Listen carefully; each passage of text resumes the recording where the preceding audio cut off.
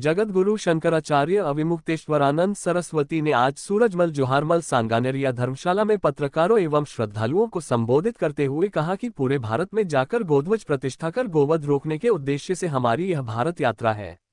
अयोध्या से भगवान राम से आशीर्वाद लेकर इस यात्रा को प्रारंभ किया गया है, जो आज गुवाहाटी में है। हिंदू समाज की समस्या दूर करने के लिए सबसे पहले गाय की समस्या दूर करनी होगी। असम में गौ को लेकर कानून तो बन गया है, लेकिन गायों की बड़ी पैमाने में तस्करी होकर बांग्लादेश की तरफ भेजा जाना, अब इसको रोकने का कोई ठोस उपाय नहीं हो रहा है।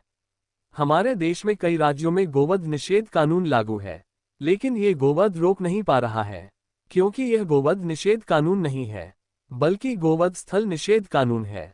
अर्थात गाय को यहाँ मत मारो, दूसरे राज्य में लेकर मार सकते हो। राजनेताओं की यह चाल का अब स्पष्ट होने का समय आ गया है। वन नेशन वन इलेक्शन से पहले वन नेशन वन काव कानून बनाना होगा। राजनीतिज्ञ का दोहरा चरित्र अच्छा नहीं होता है। हमारे समाज में एक कसाई को भी एक जाति का दर्जा देकर रखा है। अगर कोई खुलकर कहे कि हम कसाई हैं तो हम उनका सम्मान करेंगे, मगर आज के राजनीतिज्ञ एक तरफ तो कसाई की तरह गोवध करवाते हैं और दूसरी तरफ गोवध का विरोध कर पुजारी बन जाते हैं। इस कार्य के लिए आशीर्वाद और सहयोग मांगा। उसी क्रम में हमने भी इनको अपना आशीर्वाद और सहयोग देने का वचन किया। हमने ये अनुभव किया कि बिना खुद के मरे स्वर्ग नहीं मिलता। मुहावरा है कि बिना खुद के मरे स्वर्ग नहीं मिलता। कोई चाहे कि हम मरे भी ना और स्वर्ग भी मिल जाए तो दोनों नहीं हो सकता। तो मरने के बाद मिले और अच्छे काम के लिए मरोगे तब मिलेगा। तो हमने सोचा कि केवल हमारा समर्थन है, हमारा सहयोग है, ऐसा कह देने मात्र से काम नहीं बनेगा।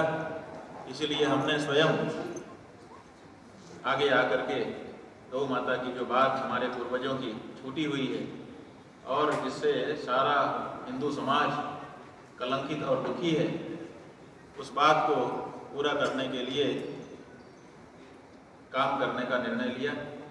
इसी के अंतर्गत कई कार्यक्रम अभी तक हो चुके हैं। हम लोगों ने ये अनुभव किया कि गाय माता के बारे में जो भावना है वो कुछ प्रदेशों में तो बहुत घनीभूत है, लेकिन कुछ प्रदेशों में उसमें शिथिलता आ रही है कालक्रम से। इसलिए सब जगह जाना चाहिए और सब जगह जा करके गाय माता की चर्चा शुरू करनी चाहिए, ताकि किसी के मन में अगर कोई संदेह हो तो वो पूछ ले और पूछने से उसको स्पष्टीकरण हो जाए। तो इसीलिए ये सोचा गया कि भारत के जितने भी प्रदेश हैं, हर प्रदेश में ये गौ माता की ध्वजा का स्थापना की जाए और वहीं से गौ माता की चर्चा शुरू हो, ताकि देश के लोग जो लंबे समय से गौ माता के प्रति जो व्यवहार हो रहा है उसको देखते देखते उसके आदी हो रहे हैं और अपनी परंपरा को भूल रहे हैं, अपने शास्त्र को, अपने वेद को भूल रहे हैं, वो फिर से उनके पूरे भारत में जाकर के हर प्रदेश में गौ प्रतिष्ठा ध्वज की स्थापना करने के लिए ये भारत यात्रा हम लोग कर रहे हैं। सबसे पहले हम लोग इसके लिए अयोध्या जी गए। अयोध्या में जाकर के जन्मभूमि की परिक्रमा करके भगवान से आशीर्वाद मांगा कि आप इसी गाय के लिए अवतरित हुए थे। व्यापक ब्रह्म निरंजन निर्गुण विगत विनोद सोई अज भक्त प्रेम बस कौशल्या के पर ब्रह्म परमात्मा नर आकार धारण करके आ जाता है गाय के लिए। तो वहाँ से हम लोगों ने ये यात्रा शुरू की। फिर लखनऊ आए, वहाँ से पटना आए, फिर सिक्किम गए, सिक्किम से आज अरुणाचल गए, नागालैंड गए और अब आपके असम में आकर के बैठे हैं। और यहाँ पर जो आपकी गौशाला है, क्या नाम है पूरा?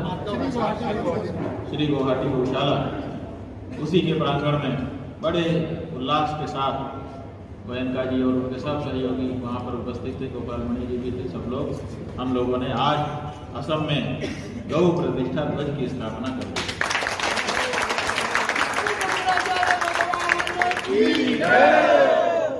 अब ये गौ प्रतिष्ठा ध्वज यहाँ पर गाय की जो बात है उसको आगे बढ़ाएगा और इसी तरह से आगे भी। कल हम लोग मणिपुर जा रहे हैं, मिजोरम जा रहे हैं, आगे अगर त्रिपुरा और शिलांग, मेघालय भी जाएंगे, उसके बाद बंगाल और फिर भारत के सभी प्रदेशों में 36 प्रदेश जो हैं, जो केंद्र शासित भी हैं अथवा स्वतंत्र प्रदेश हैं, सभी प्रदेशों में जाकर के गौध्वज की स्थापना करते हुए एक वातावरण निर्मित करना चाहते हैं जिससे देश में गौ माता की जो प्रतिष्ठा धूमिल हो रही है वो फिर से एक बार उजागर हो जाए।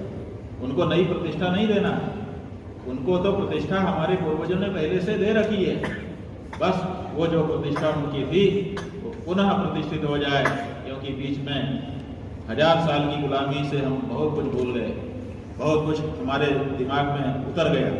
अब हम चाहते हैं कि फिर से अपनी जगह पर सनातनी आ जाएं, और इसी के लिए ये जरूरी है कि सबसे पहला काम देखिए, सनातनी जगत के सामने कई समस्याएं हैं। तो विरोध करना, बिना हमारी बात समझे ही तुम हमारा विरोध कर रहे हैं, ये कहाँ तक उचित है?